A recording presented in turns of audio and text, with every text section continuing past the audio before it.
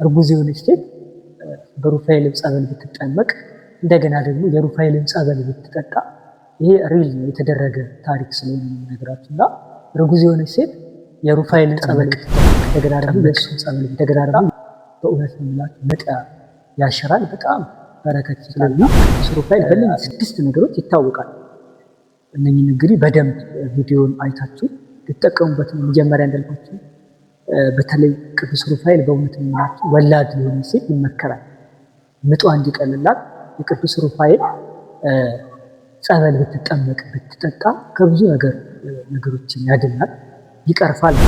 ያው እመቤታችን በወልደታችን ጊዜ እንደምንጠራት አይደለ?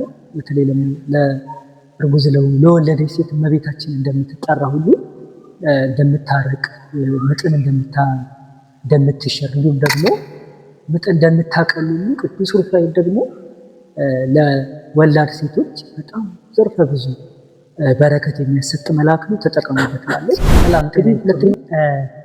ውድ የዩቱብ ተከታታዮቼ ቤተሰቦች እንዴት አላችሁ? በጣም ደህና ነኝ፣ እግዚአብሔር የተመሰገነ ይሁን።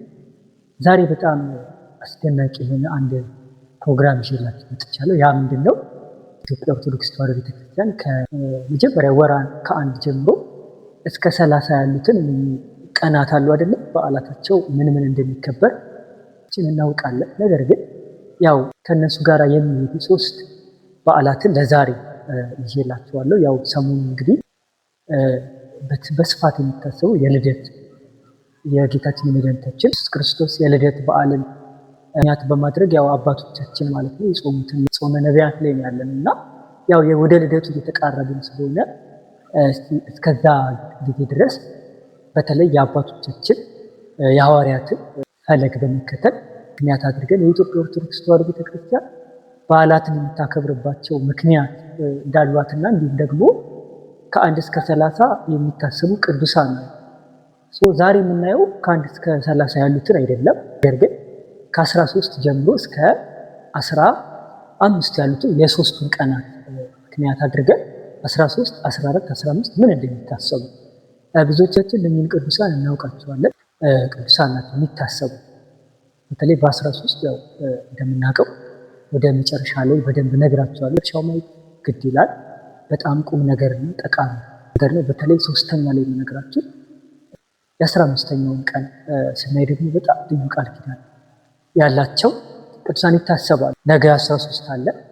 እንግዲህ በ13 የሚታሰበው ምንድን ነው ብለን ስናይ የመጀመሪያው በ13 የሚታሰበው ቅዱስ እግዚአብሔር አብ ተብሎ ነው። ይሄ ደግሞ ያው አምላካችን መድኃኒታችን ኢየሱስ ክርስቶስ የዓለማት ፈጣሪ አስገኝ የሆነው እግዚአብሔር ያው ሁሉም ቀን እሱ ቢሆንም ነገር ግን በልዩነት ማለትም በዕለቱ እግዚአብሔር አብ ተብሎ ይታሰባል። ያው እግዚአብሔር አብ የምንለው ያው እግዚአብሔር ወልድ እግዚአብሔር መንፈስ ቅዱስ በአንድነት እንዳሉ ማስተዋል ያስፈልጋል። ለብቻ ብል የምንጠራው ሳይሆን እግዚአብሔር አብ፣ እግዚአብሔር ወልድ፣ እግዚአብሔር መንፈስ ቅዱስ ብለን እንጠራለን። ስለዚህ እግዚአብሔር አብ፣ እግዚአብሔር ወልድ፣ እግዚአብሔር መንፈስ ቅዱስ የሚታሰብበት በዓል ነው።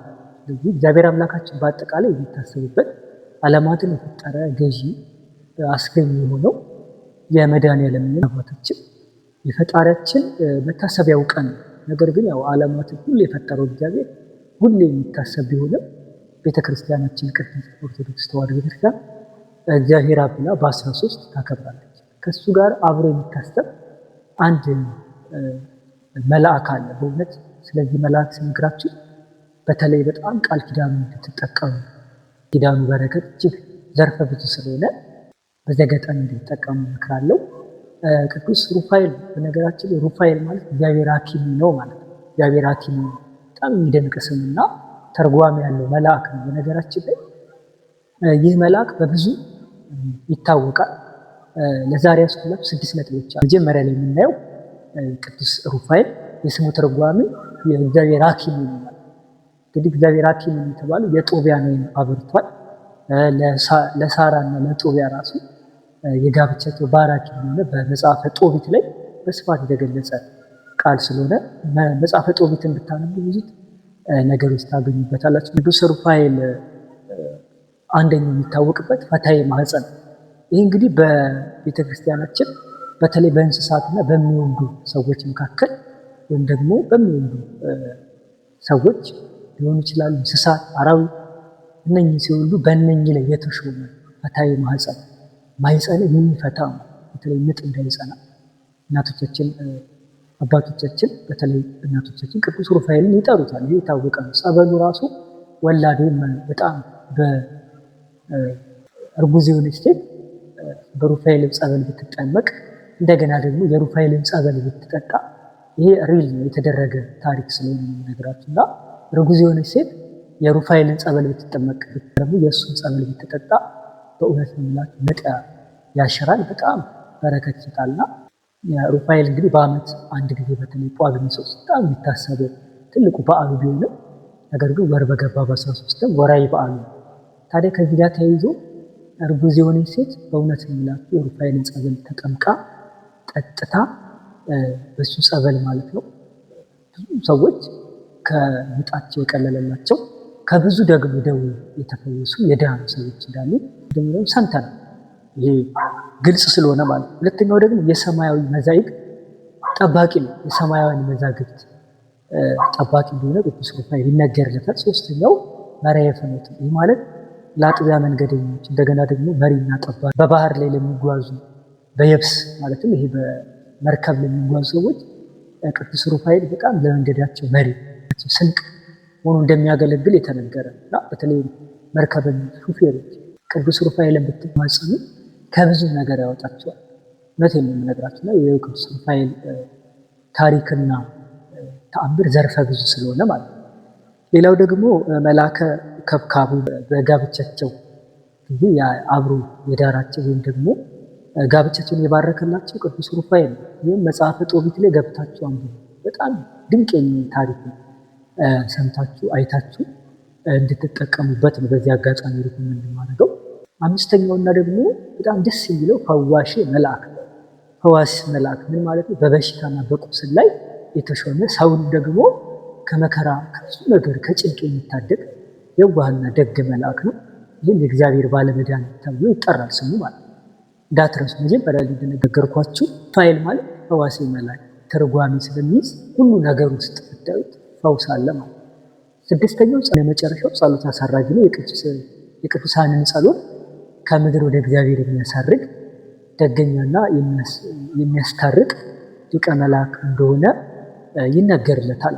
ስለዚህ ቅዱስ ሩፋኤል በእነዚህ 6 ነገሮች ይታወቃል። እነኝን እንግዲህ በደንብ ቪዲዮን አይታችሁ ልትጠቀሙበት ነው። መጀመሪያ እንዳልኳችሁ በተለይ ቅዱስ ሩፋኤል በእውነት የሚላችሁ ወላድ ሊሆን ሴት ይመከራል።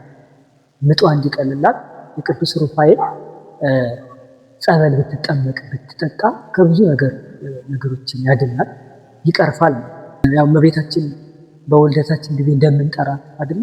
በተለይ ለእርጉዝ ለወለደች ሴት እመቤታችን እንደምትጠራ ሁሉ እንደምታረቅ ምጥን እንደምትሽር እንዲሁም ደግሞ ምጥ እንደምታቀል ሁሉ ቅዱስ ሩፋኤል ደግሞ ለወላድ ሴቶች በጣም ዘርፈ ብዙ በረከት የሚያሰጥ መልአክ ነው። ተጠቀሙበት እላለሁ።